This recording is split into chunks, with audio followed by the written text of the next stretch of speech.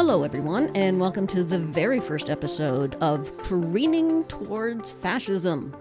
It's the podcast where we talk about the ways that the Trump regime compares with the Nazi state of the 1930s.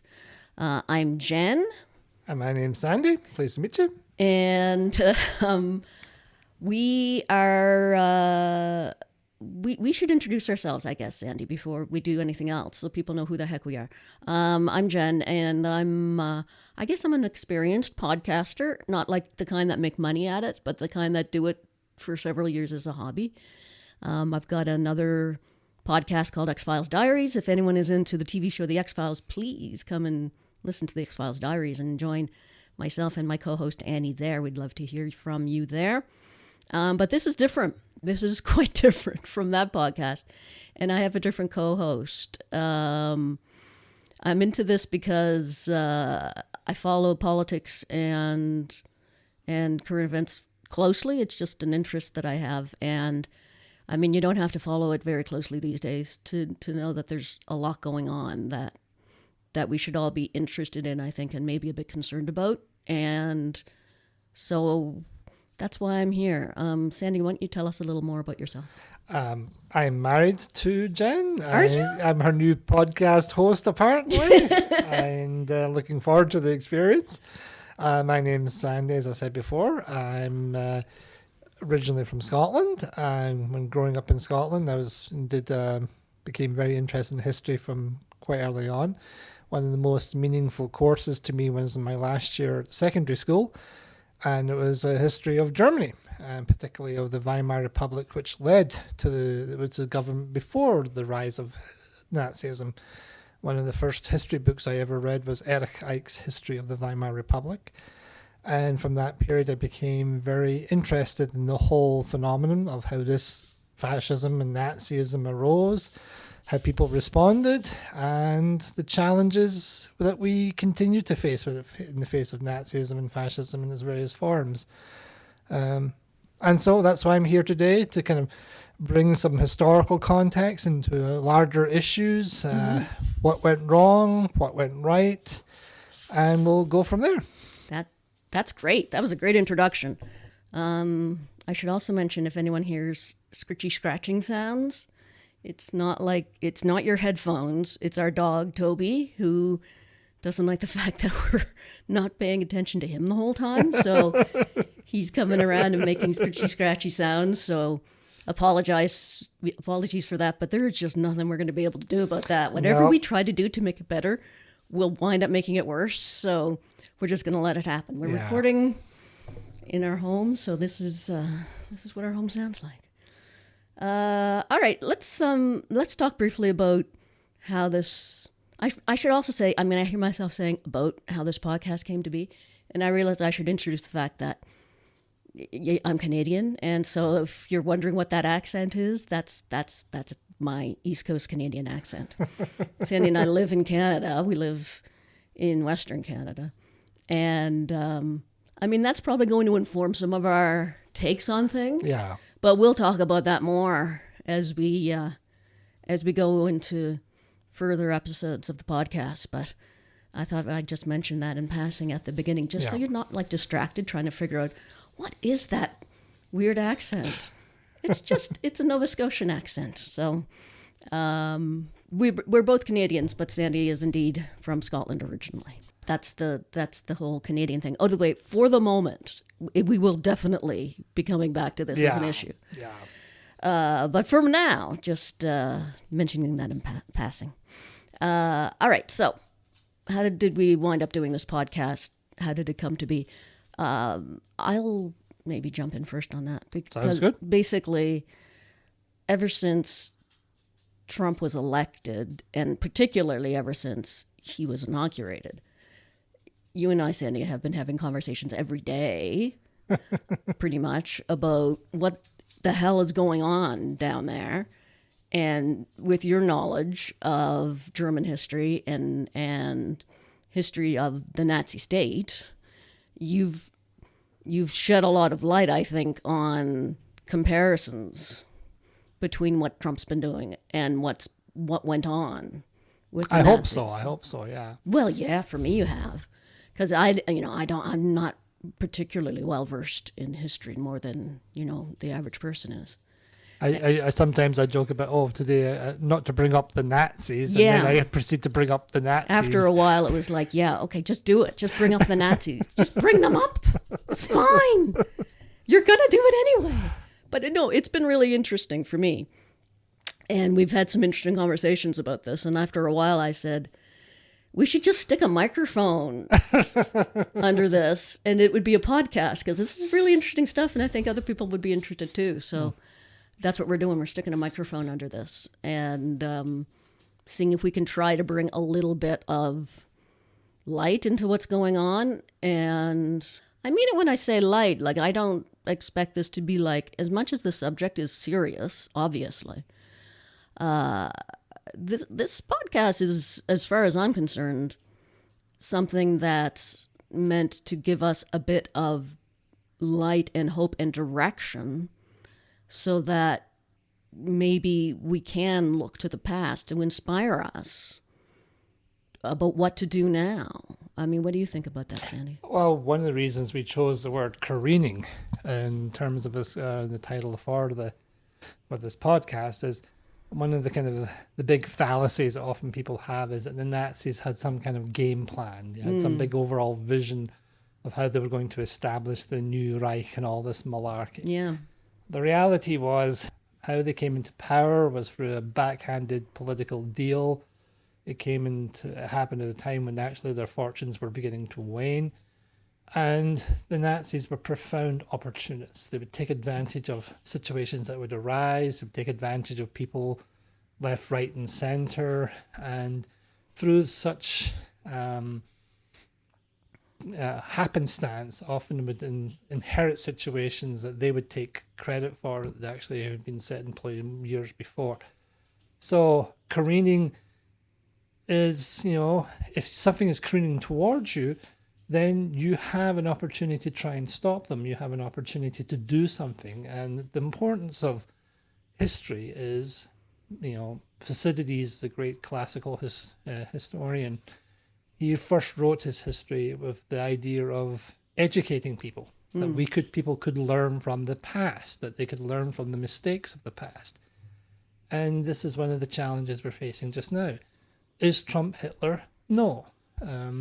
But is he relying upon a whole bunch of kind of tricks that the Nazis used? Yes, he is. And is it part of some great master plan? Well, no, but no, it's the Nazis. They had opportunities, they took advantage of situations, they created circumstances that would lead to people supporting them, and there was a general apathy.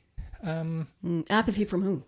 Apathy from many groups of people in Germany. And what Hitler was able to do was able to kind of pull on that apathy to, and also promote his vision, his belief, and he was able to encourage people to have faith in his vision because they were drawn to it.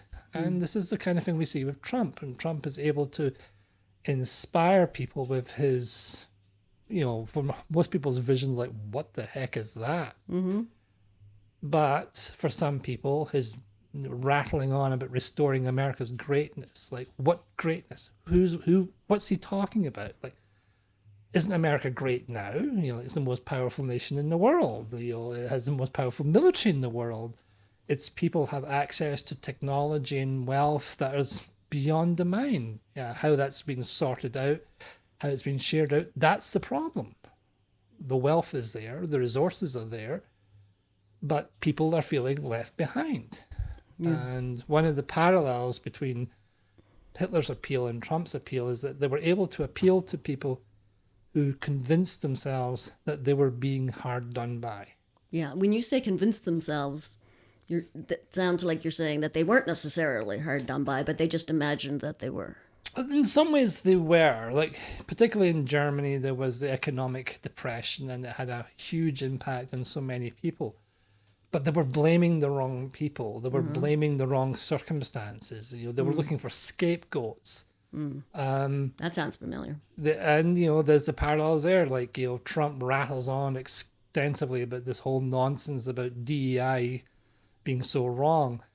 in Germany, many people blamed the Jews. They blamed other groups. There was a whole process of scapegoating anyone who you thought was taking away your privilege, taking away your entitlement. Yeah, I mean, that's very much, I think, at the heart of the MAGA movement is the fear of losing the white privilege. Yes. That has been there for all of American history, essentially.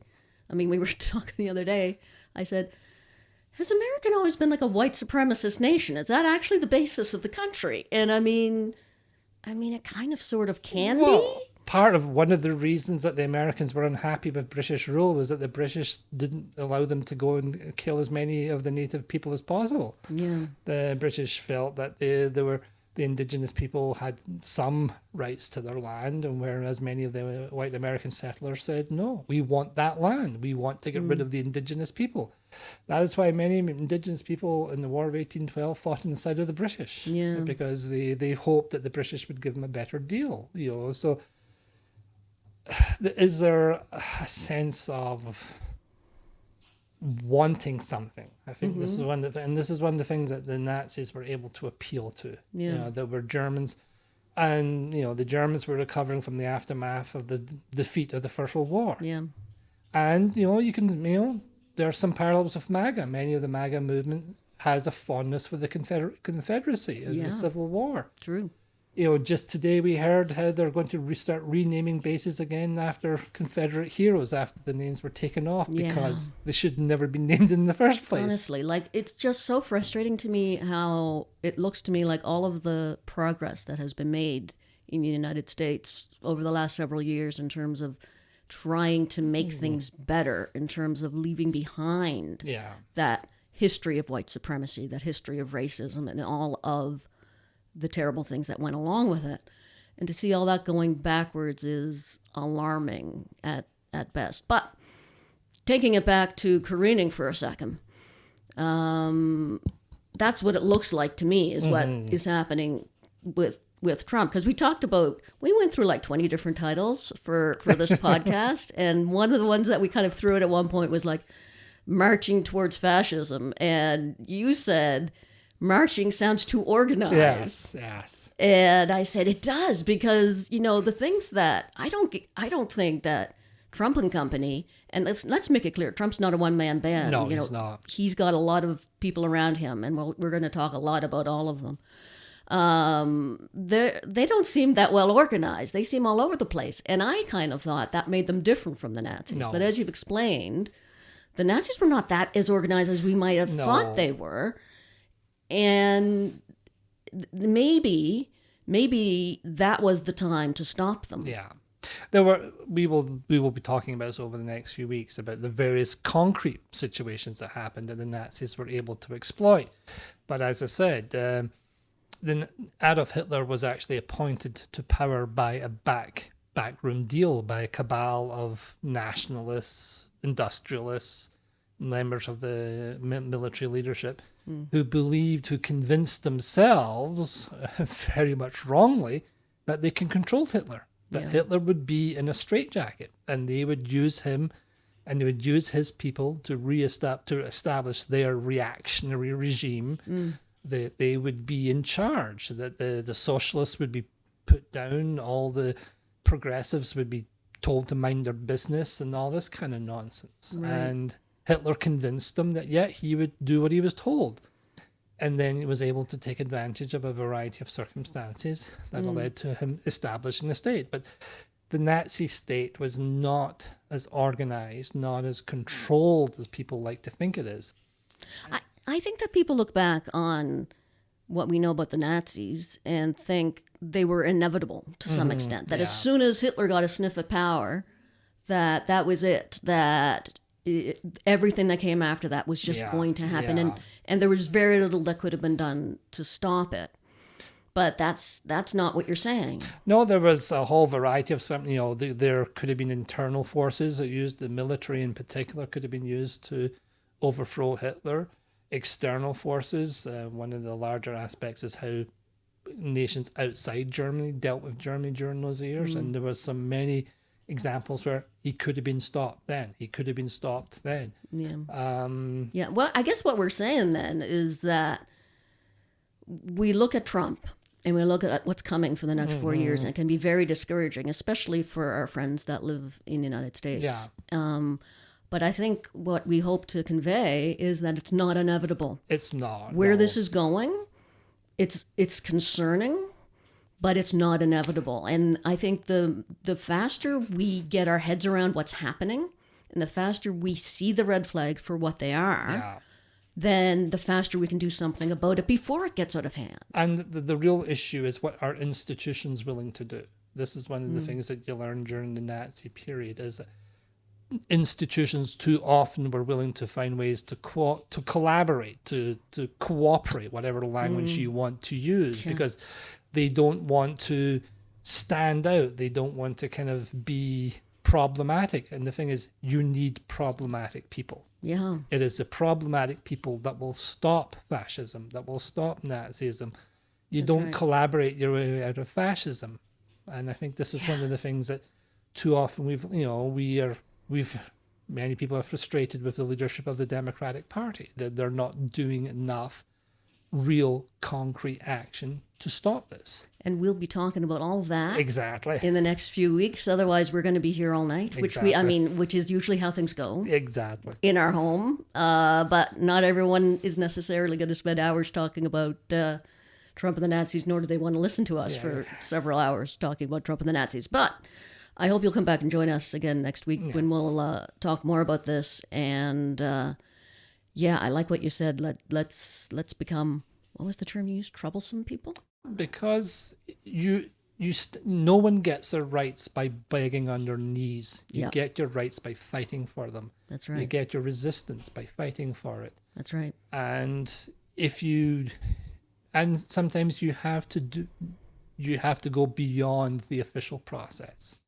Some inspiring words to maybe take us through the next week. And let's as the great expression from civil rights leaders in America, make good trouble. I think if there was ever a time to do that, it's probably now. So, or as in the words of Captain Mal from Firefly, I aim to misbehave. Yes, absolutely. And we're going to talk about that, and we're going to talk a lot about looking to the past and seeing what it can do to inform the present. Exactly. Not just in terms of, let's all be alarmed, which we should be, but also in terms of what can we learn from how this went before that might prevent it from going that way again. In the past, people made mistakes, and maybe in the future, people will learn from the mistakes we made.